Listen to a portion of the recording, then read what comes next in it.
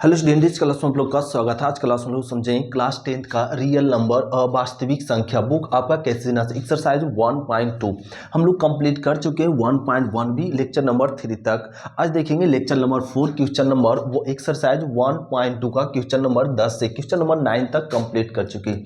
10 में क्या आ रहा, 10 बहुत आसान है, इसको हम लोग ध्यान से समझो। ऐसा क्वेश्चन हम लोग ऑलरेडी बना चुके हैं। क्या करा है कि यदि एचसीएफ इतना, ये दोनों नंबर का एचसीएफ दिया हुआ और एलसीएम ये दोनों करा ज्ञात करने के लिए, तो हम लोग यहाँ पे दिया हुआ क्या ना वो देख लो। तो यहाँ पे दो संख्या दिया हुआ, तो यहाँ पे मान लो दो संख्या लिख दीजिए। दिया हुआ दो संख्या, क्या संख्या दिया हुआ, और ये दिया हुआ 96 और दूसरा और 104। तो इसको मान लो a बराबर 96 और b बराबर 404। ये दो संख्या मान लेंगे, जिसका ये दोनों संख्या का ये दोनों संख्या क्या दिया हुआ, एचसीएफ क्या दिया हुआ 4 है। तब पूछ क्या रहा है, एलसीएम कर रहा है ज्ञात करो। नहीं, एलसीएम क्या कीजिए का मान ज्ञात कीजिए। सो व्हाट, तो हम लोग इस संख्या फॉर्मूला जानते हैं। दो संख्याओं का गुणनफल बराबर एलसीएम, एचसीएफ इंटू एलसीएम, यही होता है। अब दो संख्या गुणनफल, दो संख्या दिया हुआ, इसको लिख दीजिए 96 इंटू 404 बराबर एचसीएफ 4 दिया हुआ इंटू एलसीएम हम लोग को फाइंड करनी है, तो रहने देंगे। अब 4 को भाग में लिया तो 96 इंटू 404 और बटा में क्या आ जाएगा 4 बराबर में एलसीएम। यही तो हम लोग को क्या करना, ज्ञात करना। अब इसको ना यहाँ से काट दो, तो यहाँ पे काट देंगे तो ये क्या आ जाएगा ना यहाँ पे, और ये आप मिल जाएगा यहाँ पे 4 दूना 8 और 4 चक 24 चक 96 ये आ जाएगा। आप 24 गुना 104 कर दें, तो 24 गुना 4 करेंगे तो कितना आ जाएगा 96 ये आ जाएगा एलसीएम, राइट। ए एलसीएम, तो ये हो गया हम लोग को फाइंड एलसीएम। अब आरएचएस को एलएचएस को आरएच, तो यहाँ पे लिख देंगे और क्या ना 96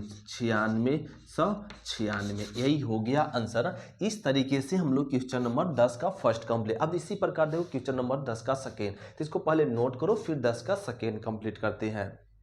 अब सेम क्वेश्चन इसी प्रकार देखो, क्वेश्चन नंबर 10 का सेकेंड है। 10 का करा ना एलसीएम ए दे दिया, फिर एचसीएफ ए दिया होता है, इसका करा एचसीएफ का मान ज्ञात कीजिए। तो इसके सॉल्यूशन में डायरेक्ट हम लोग लिख लेंगे, जिसको सॉल्यूशन को क्या बोलते हैं हिंदी में, हल। अब इसके हल को डायरेक्ट लिख लो क्या ना कि एचसीएफ, हाँ, दिया हुआ दो संख्या, दिया हुआ संख्या, क्या संख्या दिया हुआ, और ए आपका 72 और 126, तो ए बराबर 72 है और बी बराबर 126 है, ए लिख लो, लिख लिए। फिर इसका एलसीएम गिवन है कितना 504, ए एलसीएम दिया हुआ। एचसीएफ करा मान ज्ञात करने के लिए फाट, एचसीएफ इक्वल टू फाट। अब हम लोग जानते हैं दो संख्याओं का, या इसको लिख सकते हैं LCM into HCF equal to दो संख्याओं का गुणनफल, ये होता है दो संख्या गुणनफल। अब इसको ना वैल्यू रख दो। अब एलसीएम कितना दिया हुआ 504 इंटू एचसीएफ तो हम लोग को फाइंड करनी है। दो संख्या दिया हुआ, अब ये दो संख्या क्या क्या है, एक 72 दिया हुआ इंटू में 126। अब हमें एचसीएफ फाइंड करना है, तो रहने देंगे और यहाँ पे अब लिख देंगे 72 इंटू और 126 अब बटा में 504 ये लिख देंगे। अब इसको हल कह लो, एक काट देंगे तो यहाँ पे कितना आ जाएगा 252 ये आ जाएगा, और यहाँ पे 36 दूना 72 और फिर इसको 2 से काट दो तो 1 2 6 मतलब अब यहाँ पे हो जाएगा 126 गुने 252, यहाँ पे कितना आ जाएगा 18, 126 कट गया तो लो कितना आ गया 18। तो एचसीएफ हम लोग को फाइंड हो गया 18, यही करा था मान बताओ, तो हम लोग मान बता ले। इस तरीके से क्वेश्चन नंबर 10 का फर्स्ट और सेकेंड कंप्लीट कर ले। अब हम लोग समझते हैं इसका थर्ड, तो इसको नोट करते फिर इसका देखते हैं थर्ड। तो तो एक क्वेश्चन नंबर देखो क्या ना 10 10 भी उसी प्रकार, तो इसका भी हल के लिए हम लोग लिख लेंगे सॉल्यूशन में क्या कि ए दिया हुआ दो संख्या, तो ए बराबर डायरेक्ट लिख लो 18, बी बराबर 504, डिटेल से लिखने के लिए आपको समझा दिया गया। अब डायरेक्ट लिखो ए बराबर क्या 18, बी बराबर 504, ए संख्या दे। फिर दिया हुआ क्या एस सी एफ गिवन है 18, LCM का करा है मान ज्ञात करो 5 ए, तो LCM का भाट अभी अभी हम लोग सीखे LCM इंटू SCF बराबर में दो संख्याओं का गुणनफल, मतलब A इंटू बी, तो LCM कितना है, LCM तो हम लोग को फाइंड करनी है, SCF 18 है और A इंटू बी दो संख्या दिया हुआ 18 इंटू 504 ए है। अब ये 18 को डिवाइड कर दो, LCM बराबर 18 इंटू 504, बटा में 18 कट गया, क्या आ गया 504 ए आ गया। तो ए LCM हम लोग फाइंड कर लिए, यही तो कर रहा था फाइंड करने के लिए क्वेश्चन में LCM का मान ज्ञात करो ए। तो इस प्रकार से क्वेश्चन नंबर 10 का फर्स्ट सेकेंड थर्ड कंप्लीट कर लिए। हम लोग समझते हैं इसका 4, इसको नोट करो फिर देखते हैं 4। तो क्वेश्चन नंबर 10 का देखो थर्ड 4, 10 का 4 में क्या कराना कि एक क्वेश्चन ए दिया हुआ, तो इसमें भी ना इसका सॉल्यूशन में क्या ना हम लोग लिख लेंगे ए बराबर संख्या दिया हुआ 96, संख्या बी दिया हुआ 168। अब इसमें क्या ना LCM ये दोनों संख्या क्या दिया हुआ 672, तब करा SCF फाइंड करो, SCF बराबर 5 ए करा, इसका मान ज्ञात करो। तो हम लोग फॉर्मूला जानते, फॉर्मूला लगा दो LCM क्या ना LCM into SCF equal to दोनों संख्याओं का गुणनफल। अब LCM कितना दिया हुआ 772 इंटू SCF, क्या SCF तो हम लोग को फाइंड करनी है जी, और ए कितना 96, बी कितना दिया हुआ 168, SCF बराबर 96 इंटू 168 और बाई में क्या हो जाएगा और 672 ये हो गया। अब इसको कट कर दो, राइट है। अब इसको दो बार में कट करेंगे तो क्या आ जाएगा 336 आ जाएगा और ये क्या आ जाएगा 48 आ जाएगा, राइट है। और ये मिल गया। फिर अब इसको दो बार में काट दो, दो बार में काटेंगे तो 168 आ जाएगा और इसको दो बार में काटो तो 24 दूनी 48, फिर 168 कट गया जी। तो इसका SCF कितना आ गया ना 24, तो इसका लिख सकते SCF कितना आ गया 24। यही हो गया आंसर, यही तो हम लोग को फाइंड करना था जो हम लोग फाइंड कर लिए क्वेश्चन नंबर 4 कंप्लीट कर लिए। ये आसान है, राइट है। अब समझते क्वेश्चन नंबर हम लोग 10 का 5। क्वेश्चन नंबर 5 देखो, इसका भी क्या ना इसको सॉल्यूशन में क्या लिख दीजिए, और ए दिया हुआ 54, बी दिया हुआ और 78 ए गिवन, दो संख्या गिवन है जिसमें LCM SCF हम लोग को गिवन है 6, ये दोनों संख्या का SCF 6। फिर LCM का करा है मान ज्ञात करो 5, तो हम लोग फॉर्मूला जानते हैं LCM into SCF equal to A into B, A होता है दोनों संख्या गुणनफल। LCM हम लोग को फाइंड करनी है, रहने देंगे। SCF 6 है और ये दो संख्या गिवन है क्या ना, एक 54 दूसरा और 78 ए गिवन है। अब 6 को डिवाइड में करो LCM और ए 54 इंटू 78/6 ये हो गया। अब इसको काट दो, 9 छक 54 ये हो गया। 78 इंटू 9 करेंगे तो 700 क्या आ जाएगा 2, 78 इंटू 9 करो तो क्या आ जाएगा 709, ये मिल गया LCM, राइट है। ये मिल गया क्वेश्चन नंबर 10 का 5। अब हम लोग समझते हैं क्वेश्चन नंबर 10 का 6, इसको नोट करते फिर देखते 10 का 6। तो क्वेश्चन नंबर 10 का 6 देखो, 10 का 6 ए दिया हो, इसका करा मान ज्ञात करो। इसमें भी इतना सॉल्यूशन में ये दो संख्या लिख लो, ए बराबर दिया हुआ 306, बी बराबर दिया हुआ 600 और 57 ए दिया हुआ। और फिर अब इसमें LCM का करा है मान ज्ञात करो। जब SCF गिवन है कितना 9, तो हम लोग सभी जानते हैं कि LCM इंटू SCF बराबर होता है A इंटू बी, दोनों संख्याओं का गुणनफल। LCM गिवन है, LCM तो हम लोग को फाइंड करना है जी। SCF गिवन है 9 और A संख्या दिया हुआ, पहला संख्या दिया हुआ 306, दूसरा संख्या दिया हुआ 657 ए दिया हुआ। अब एलसीएम रहने दो और 306 इंटू 657 बाई क्या हो जाएगा 9, ये हो गया। अब इसको काट दो जी, ये 3 तिया 9 और ये काटेंगे तो 1 0 2 ये मिल जाएगा। फिर इसको काट दो तो 34 तिया और एक 34 तिया 100 और 2 आता है और ये 3 से कट गया। अब 34 गुना 697, इसको 57 इसको गुना करेंगे तो आ जाएगा 2 2 3 3 से 8 ये आ जाएगा। राइट है, ये हो गया आंसर। इस प्रकार से इसका हम लोग क्या फाइंड कर लिए एलसीएम। तो जो क्वेश्चन नंबर का 10 कंप्लीट हो गया। अब 10 का हम लोग क्वेश्चन नंबर देखेंगे 11, तो इसको नोट कर लो। 10 में एक क्वेश्चन और है जो आप लोग खुद से बनाने का प्रयास करेंगे। राइट है, अब हम लोग क्वेश्चन नंबर समझेंगे क्या 11, तो जल्दी नोट करो फिर 11 देखते हैं। तो क्वेश्चन नंबर देखो 11 का पहला, 11 का पहला क्या करें। 11 का पहला समझने से पहले ध्यान दो कि इकाई अंक किसी भी संख्या का मतलब दो संख्याओं का गुणनफल या किसी भी संख्या का फैक्टर, इकाई अंक 0 तभी होता है जब उसका फैक्टर 2 और 5 का फैक्टर हो। अभाज्य गुणनखंड कितना का होना चाहिए 2 और 5 का गुणनखंड होना चाहिए, तब उसका क्या ना इकाई अंक क्या आएगा 0 आएगा। राइट है, अगर इकाई अंक 2 और 5 का फैक्टर नहीं है तो उसका इकाई अंक 0 नहीं आएगा। अब यहाँ पे देखो क्या करा है कि जांच करें कि क्या n बिलोंग्स टू, इसको पढ़ते हैं बिलोंग्स टू, क्या पढ़ते हैं बिलोंग्स टू, ए पढ़ते हैं इसको बिलोंग्स टू पढ़ते हैं। हिंदी में इसको बोलते हैं अवयव है, क्या पढ़ते हैं अवयव है, बिलोंग टू ए पढ़ते हैं बिलोंग्स टू, तो बिलोंग्स टू पढ़ते हैं इसको। राइट है, इसको क्या पढ़ते हैं बिलोंग्स टू। अब करा n बिलोंग्स टू n, मतलब ये जो स्मॉल है ना ये नेचुरल नंबर है, प्राकृत संख्या। प्राकृत संख्या जानते हैं 1 2 3 4 5 6 7 डॉट डॉट डॉट ए, मतलब ये स्मॉल n का मान 1 भी हो सकता है, 2 भी, 3 भी, 4 भी, 5 भी, 6 भी, डॉट डॉट डॉट इन्फिनाइट ए हो सकता है। राइट, अब समझिए।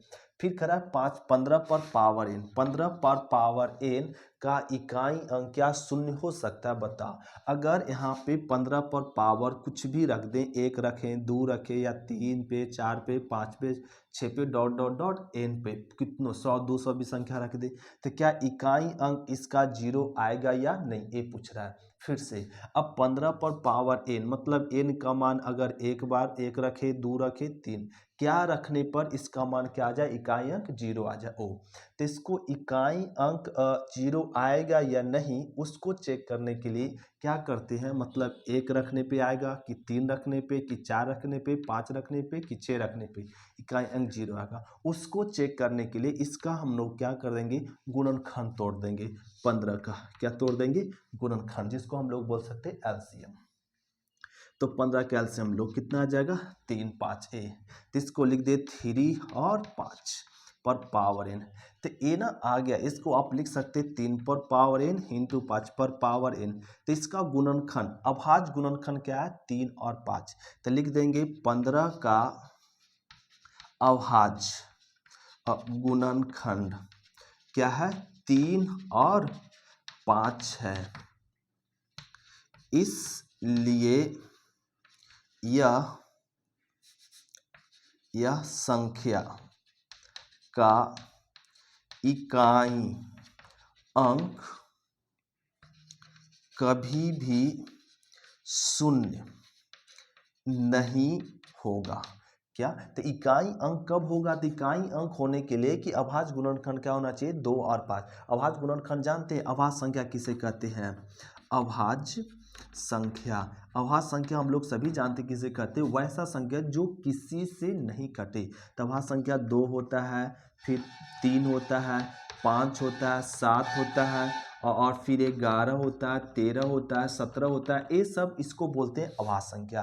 तो अभाज्य गुणनखंड कभी भी अगर आपका 2 और 5 है तभी इकाई अंक क्या होगा शून्य, अगर उसके अलावा दूसरा है तो शून्य नहीं होगा। ये हो गया क्वेश्चन नंबर 11 का फर्स्ट। अब इसी प्रकार से समझो अब कि 11 में दिया हुआ कितना 6 क्वेश्चन दिया हुआ, 6 क्वेश्चन इसी आधार पे समझेंगे। तो पहले इसको नोट कर लेते फिर समझते क्वेश्चन नंबर 11 का सके। क्वेश्चन नंबर देखो 11 का सेकेंड। 11 का सेकेंड में करा कि जांच करें क्या ए भी सभी प्राकृत संख्या पर एन का कौन सा संख्या रखे जिसका 24 का स्क्वायर करने 24 पे पावर मतलब 2 रखे 3 रखे कि 4 रखने पे 5 रखने पर इकाई अंक क्या आ जाएगा 5 आ जाएगा। सो पूछ रहा है कौन सा संख्या रखे एन का मान 2 रखे कि 3 रखे कि 4 रखने पे 5 रखने पे। अब कौन सा संख्या रखने पे उसको चेक करने के लिए क्या ना यहाँ पे 24 पर पावर एन है तो 24 पे पावर एन है उसको किस चेक करने के लिए क्या ना 24 का फैक्टर तोड़ दो मतलब गुणनखंड तोड़ दो जिसको बोल सकते हैं एलसीएम। तो कितना आ जाएगा 12 फिर कितना आ जाएगा 6 फिर 2 और 3 ये आ गया। अब इसको लिख सकते हैं 2 इंटू 2 पर पावर 3 इंटू 3 ये लिख दे। अब पावर में क्या n। अब देखो इसका गुणनखंड क्या आया ना 2 और 3 आया तो इसका अभाज्य गुणनखंड इकाई अंक में 5 तो इकाई अंक में 5 तभी आएगा जब दो अभाज्य संख्या को अगर छोड़कर कोई और संख्या है और रह जाए तो आपका इकाई अंक में क्या आ जाएगा 5। तो लिख देंगे यहाँ पे कि अब इकाई अंक में 5 होने के लिए क्या ना गुणनखंड क्या होना चाहिए 5 होना चाहिए और 5 की संख्या आगे। तो इसको ऐसे लिख देंगे 24 कि इसके 24 का अभाज्य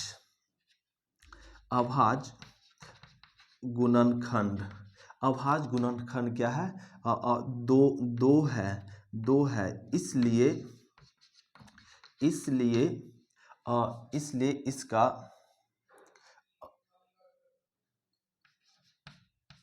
इसका इकाई अंक 5 नहीं होगा। इकाई अंक 5 नहीं होगा और इकाई अंक 5 होने के लिए 2 का गुणनखंड नहीं होना चाहिए 2 के अलावा और 5 और कोई अदर संख्या रहे और 5 हो और 5 के साथ कोई अदर संख्या रहे तभी हम लोग इकाई अंक क्या होगा 5 होगा। लेकिन इकाई अंक 5 होने के लिए 2 का गुणनखंड नहीं होना चाहिए किसका होना चाहिए 2 नहीं 3 और 3 5 का होना चाहिए या 5 5 का होना चाहिए या 7 5 का होना चाहिए तभी इकाई अंक क्या आएगा 5 आएगा। राइट है जो ए नहीं है तो ए भी आपका इकाई अंक 5 नहीं होगा। ये हो गया क्वेश्चन नंबर क्या 11 का सेकेंड। अब हम लोग समझते हैं 11 का क्या थर्ड।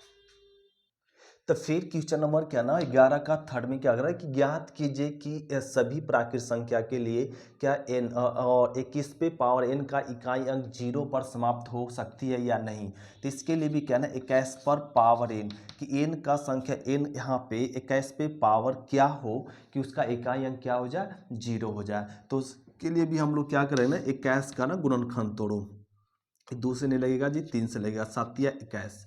तो इसका अभाज्य गुणनखंड क्या आ गया 3 और 7 आ गया जो कि 3 और 7 आ जाए तो इकाई अंक क्या 0 कभी नहीं हो सकता। इकाई अंक होने के लिए 2 और 5 का तो यहाँ लिख देंगे 21 का अभाज्य गुणनखंड 2 और 5 नहीं है इसलिए इसका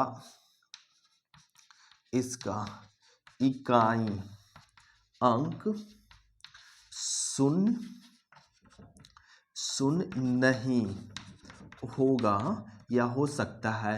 क्यों क्योंकि इसका अभाज्य गुणनखंड क्या है 3 और 7 आ गया इसलिए ये इसके इकाई अंक शून्य नहीं होगा। ये भी लिख सकते आप अपने तरीके से भी लॉन्ग्वेज को लिख सकते हैं। राइट है तो इकाई अंक होने के लिए केवल क्या ना 2 और 5 का अभाज्य गुणनखंड रहेगा तभी उसका क्या ना इकाई अंक 0 आएगा। तो ये हो गया क्वेश्चन नंबर थर्ड का 11 का थर्ड। अब हम लोग समझते हैं इसका 4।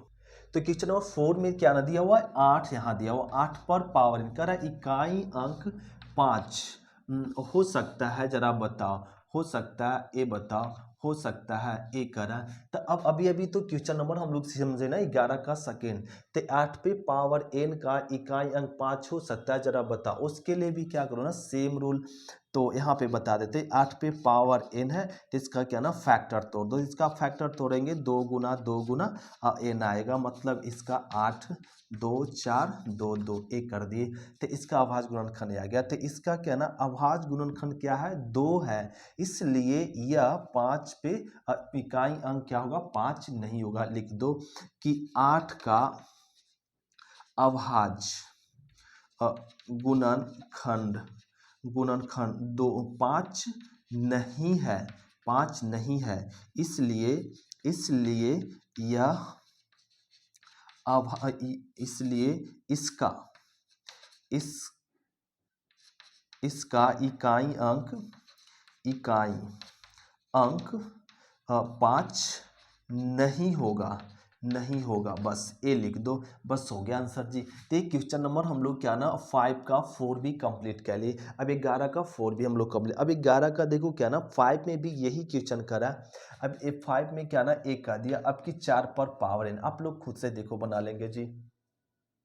तो क्वेश्चन नंबर 5 में देखो क्या ना दिया हुआ 4 करा, 4 पर पावर n का इकाई अंक क्या 0 हो सकता है जो बताओ। तो इसके लिए ना फिर से क्या करेंगे, इसका ना 4 का ना फैक्टर तोड़ दो। यहाँ देखो 4 है और ए बता दिए 8 पे 4 का, तो 4 का फैक्टर क्या आएगा ना 2 × 2 ए आएगा। अब बताओ इसमें क्या 4 का अभाज्य गुणनखंड 5 नहीं है, इसलिए इसका इकाई अंक सॉरी यहाँ पे इसमें लिख लो कि 4 यहाँ पे 4 का अभाज्य गुणनखंड 2 और 5 नहीं है, 2 और 5 नहीं, इसलिए इकाई अंक 0 नहीं हो सकता। राइट है किसका 4 का, जो आप खुद से लिख लेंगे। तो ये हो गया क्वेश्चन नंबर 5। अब इसी में आपको समझाते हैं क्वेश्चन नंबर 5 का 6। क्वेश्चन नंबर 5 का 6 में क्या दिया हो ना, क्वेश्चन नंबर दिया हुआ 7, ए दिया हुआ 7। अब 7 पर पावर n का इकाई अंक करा, बताओ 5 हो सकता है, सो बताओ। तो इसके इकाई अंक 5 नहीं हो सकता, यहाँ पे 7। अब 7 का फैक्टर तोड़ दो, 7 का फैक्टर तोड़ेंगे तो 1 गुना क्या आएगा 7 आएगा, ये है। अब इसका क्या करो ना, अभी देखो यहाँ पे 7 का अभाज्य गुणनखंड 5 नहीं है, 5 है क्या नहीं है, इसलिए इकाई अंक 5 नहीं हो सकता। तो ये हो गया क्वेश्चन नंबर 11 का हम लोग पूरा कंप्लीट कर लिया। अब हम लोग समझते हैं क्वेश्चन नंबर 12 से, तो इसको पहले नोट कर लेते फिर देखते हैं क्वेश्चन नंबर 12। तो इस कॉपी हो गया, अब देखते हैं 12। तो क्वेश्चन नंबर देखो क्या ना 12 में कह रहा है कि संख्या ज्ञात के संख्या को व्यक्त करें। ये दिया हुआ क्या ना व्याख्या करें कि ये संख्या एक भाज्य संख्या बताओ। तब भाज्य संख्या है या नहीं ये बताना। तब भाज्य संख्या उसे कहते हैं अगर अभाज्य गुणनखंड हो, जैसे यहाँ पे अभाज्य गुणनखंड 2, 3 और 5 ये दिया हुआ। तो ये जो अभाज्य गुणनखंड है, ये अभाज्य गुणनखंड को गुना करने पे क्या ना 3 दूना 6, 6 5 30, 30 ये संख्या है 30। तो ये जो 30 है क्या ना भाज्य संख्या, अगर इस 30 संख्या का फैक्टर टूटे, क्या फैक्टर टूट जाए, अभाज्य गुणनखंड अगर टूट जाए, अभाज्य फैक्टर हो, अभाज्य संख्या का फैक्टर हो, तो वह संख्या क्या होता है भाज्य होता है।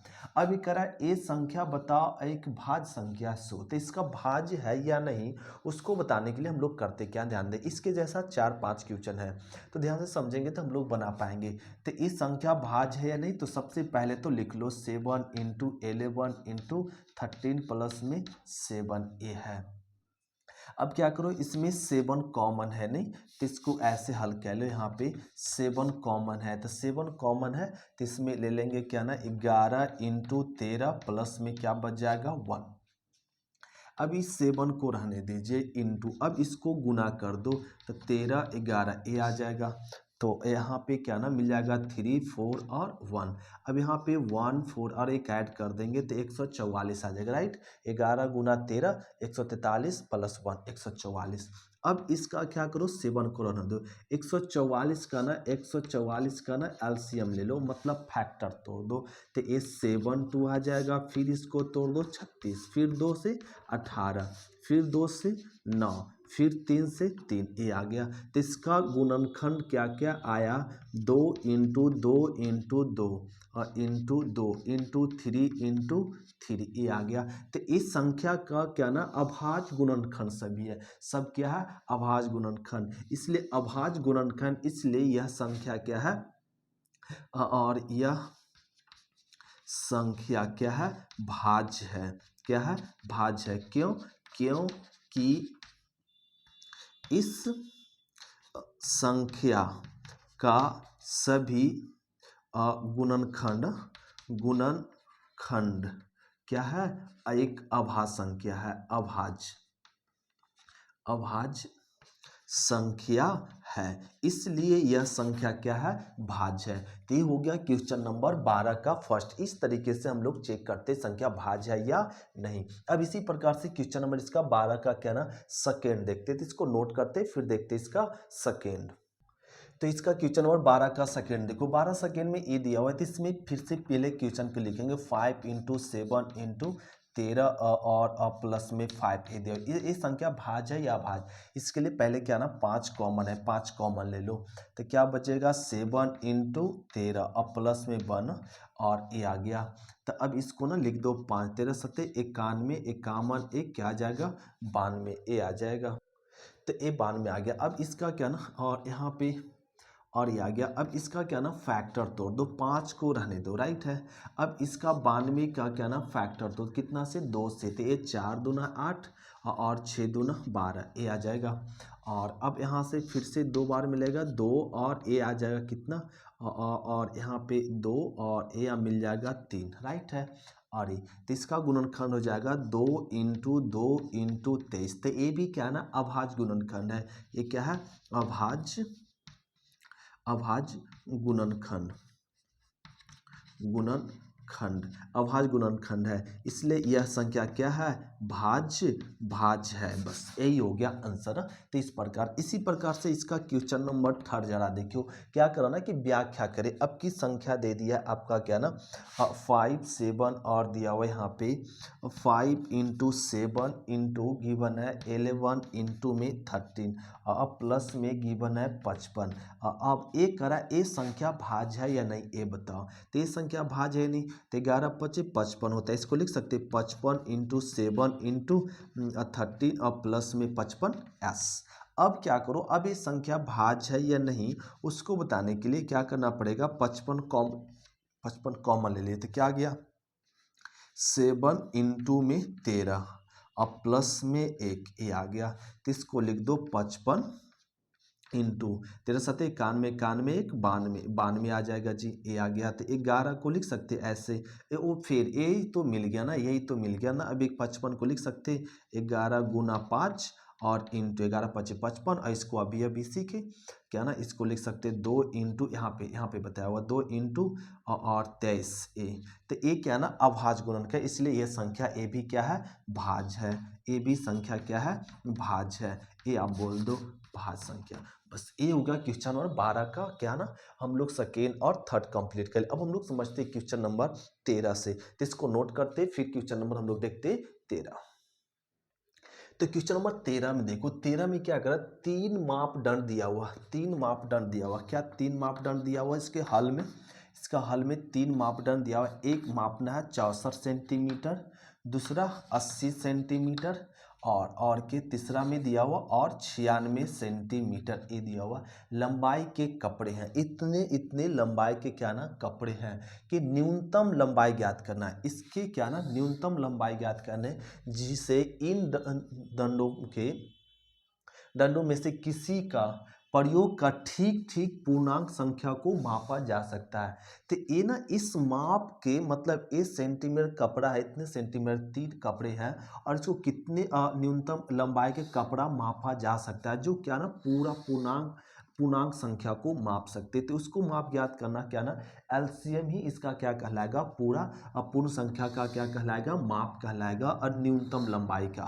तो इसका सबसे पहले अगर हमें न्यूनतम लंबाई ज्ञात करनी है पूर्णांक संख्या के माप का, तो इसका क्या निकालना पड़ेगा एलसीएम। तो इसको लिख दो 64 80 और 96 ए। अब कितना से लगेगा 2 बार मिलेगा जी, तो ये आ जाएगा यहाँ पे 32 दूना 64 और 40 दूना 80 और ए 4 और ए 8 48 दूना 96 और ए। अब क्या लगा दूँ, अब फिर से 2 बार 16 20 और ए 2 4 24 दूना 48, फिर 2 से लगेगा तो 8 10 और ए 12, फिर 2 से लगेगा तो 4 और 5 और ए आ जाएगा यहाँ पे 6। अब फिर से ना 2 बार से दिख रहा है तो 2 और 5 और 3, अब लगेगा क्या अब नहीं लगेगा। तो इसका एलसीएम क्या हो जाएगा 2 गुना 2 गुना 2 गुना 2 कितना बार अब 5 बार, पहले लिख दो 4 1 5, फिर क्या ना और यहाँ पे इंटू में 2, फिर 6 बार लिखना पड़ेगा 6 और इंटू में 5 इंटू में 3 ये आ गया। तब इसको गुना करेंगे तो 64 गुना 15, तो 64 गुना 5 या 15, तो 64 और 15 गुना करेंगे तो क्या आ जाएगा 960 आ जाएगा जी। यही हो गया आंसर।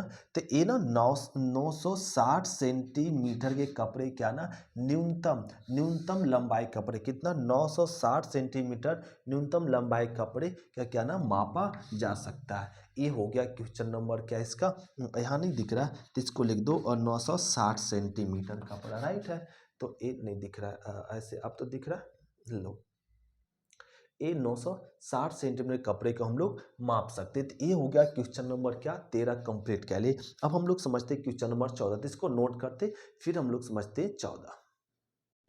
तो क्वेश्चन नंबर 14 ध्यान से समझें, क्वेश्चन नंबर 13 के जैसा ही है लेकिन वहाँ पे थोड़ा सा क्या ना एलसीएम निकाले, तो यहाँ पे देखो कुछ और निकाल लेंगे। ध्यान देंगे, बोलेंगे दोनों क्वेश्चन तो एक जैसा है सर, नहीं दोनों एक जैसा क्वेश्चन नहीं, अलग अलग है।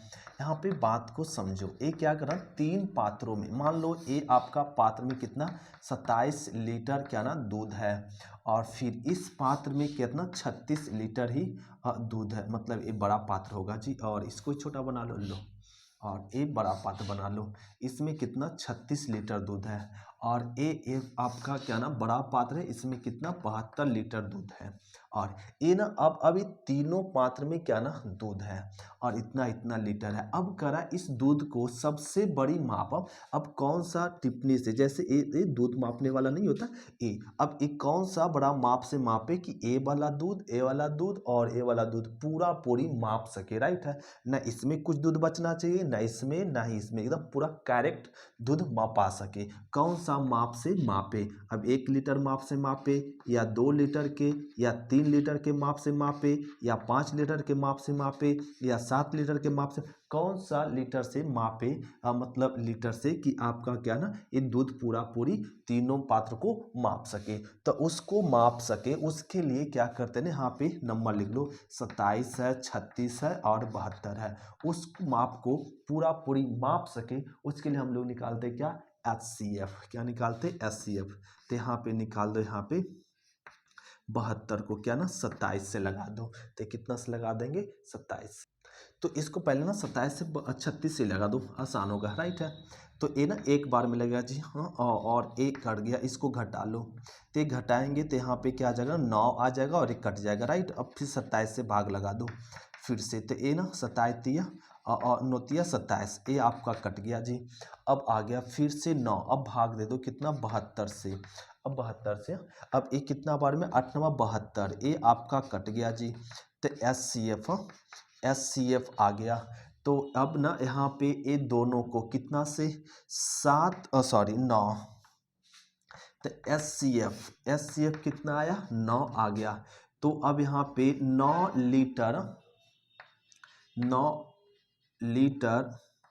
लीटर के पात्र से के माप से अगर मापेंगे ये तीनों पात्र के दूध को, तो ठीक ठीक मापा जा सकता है। कितने लीटर से 9 लीटर के माप से अधिक से अधिक कितना, सबसे बड़े माप क्या ले लेंगे 9 लीटर अगर माप हम लोग ले लें तो ये तीनों पात्र के दूध को पूरा पूरी माप सकेगा। ये हो गया क्वेश्चन नंबर 14। अब हम लोग समझते हैं कि लास्ट क्वेश्चन नंबर 15 इस चैप्टर इस एक्सरसाइज का। तो क्वेश्चन नंबर क्या ना अब 15, क्वेश्चन नंबर देखो 14 के जैसा ही 15 है जी। इसमें क्या ना भिन्न भिन्न 3 पात्रों का दूध मिश्रित के लिए यहाँ पे करा भिन्न भिन्न पात्रों में दूध और पानी के मिश्रण के विभिन्न परिणाम रखे गए हैं, जिनके माप क्या ना एक ठो माप है आपका क्या ना 403 केजी का है और एक पात्र में दूध है, दूसरा 434 केजी दूध है दूसरे पात्र में, और तीसरे पात्र में क्या ना केजी है और क्या ना 465 केजी आपका क्या ना ये दूध है। इतना आपका पानी और दूध का मिश्रण है, एक 3 पात्र में रखा हुआ। कह कौन सबसे बड़ी माप सभी भिन्न परिणामों को ठीक ठीक माप सकती, इसमें भी आप क्या ना HCF निकाल दो, राइट है, जो आपको क्वेश्चन नंबर 14 में हम लोग समझ चुके हैं। तो इसका HCF तो यहाँ पे 403 है और यहाँ पे 434 से भाग दे दो, एक बार में लगेगी तो कन्फर्म है, हम लोग सभी जान रहे हैं। तो एक बार में लगेगा तो यहाँ पे 403 ये आ जाएगा। अब इसमें घटा लो तो 1 और 3 एक ये तो कट जाएगा, फिर 403 अब एक बार में लेगा ये तो कन्फर्म है 31 और ये आ गया। तो यहाँ घटाएंगे तो ये 10 तो एक आ जाएगा, 10 में एक जाएगा तो 9 और एक कट गया और यहाँ पे आ गया 3। अब 3 बार में लगा दो जी, और 3 बार में लगाएंगे तो ये डायरेक्ट कट जाएगा, हाँ 31 ये हो गया, ये कट गया, तो इसका एचसीएफ अब यहाँ पे क्या ना 31 से भाग दे दो 4 6 5 से। अब जानते हैं एक बार में ही लगेगा, तो ये मिल जाएगा और यहाँ पे मिल जाएगा 5 और 1 और ए 5, ए राइट है, राइट। अब क्या ना, अब इसमें लगा दो 3 से लगा दो, कितना से, अब इसको भाग लगा दो 5 से लगा दो, राइट। 5 5 5 या 15, ये आ गया और एक कट भी गया, राइट, एक कट गया, तो इसका एस सी एफ आ गया। तो एक कितने ना, अगर तो एस सी एफ 15 आ गया तो इसके लिख देंगे सबसे बड़ी माप, सबसे बड़ी माप, सबसे बड़ी माप कितना हो जाएगा 31 केजी का, हाँ कितने केजी का 31 केजी का होगा, राइट है। तो ये हो गया क्वेश्चन नंबर 15 हम लोग कंप्लीट करते हैं। ये एक्सरसाइज हम लोग 1.1 कंप्लीट कर लिए। अब हम लोग लेंगे नेक्स्ट क्लास में 1.3 में। तो आज क्लास इतना तक, थैंक यू स्टूडेंट, शुक्रिया, फिर मिलते हैं नेक्स्ट क्लास में, बाय स्टूडेंट।